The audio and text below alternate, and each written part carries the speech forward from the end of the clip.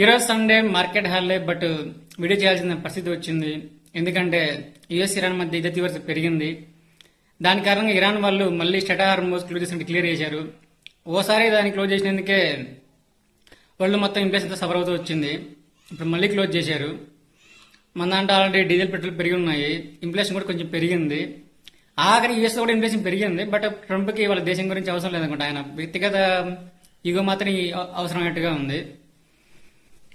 ఈసారి మళ్ళీ ఎన్నాళ్ళు క్లోజ్ చేస్తారో తెలియదు. బట్ ఎక్కువ నాళ్ళు క్లోజ్ చేస్తే మాత్రం ఇన్ఫ్లేషన్ పెరిగి చాలా కంట్రీస్ ఎఫెక్ట్ అవుతాయి. సో మరి ఏం జరుగుతుందో తెలియదు. ఇంకా మార్కెట్ గురించి వరల్డ్ మొత్తం సఫర్ అవుతున్నప్పుడు ఇంకా మార్కెట్ గురించి ప్రత్యేకంగా చెప్తే బాగోదేమో. బట్ మన పర్పస్ అదే కాబట్టి చెప్పాలి. స్టాక్ మార్కెట్ మాత్రం ఇంక పడుతుంది, మళ్ళీ పడుతుంది. ఇంక ఈసారి ఎక్కడికి వెళ్ళి అవుతుందో తెలియదు. ఇలాగే స్టేట్ హార్మోన్స్ క్లోజ్లో ఉంటే మాత్రం చూద్దాం. ప్రస్తుతానికి అయితే మార్కెట్ హాలిడేస్ కాబట్టి బ్రెంట్ క్రూడ్ ఎంత పడింది అవి కనపరావు. సో రేపు మార్నింగ్ అర్థమవుతాయి. సో రేపు మార్నింగ్ గిఫ్ట్ వీడియోలో మార్కెట్ ఎంత ఎఫెక్ట్ అయిందో చూద్దాం. సో రేపు మార్నింగ్ వీడియోతో కలుద్దాం.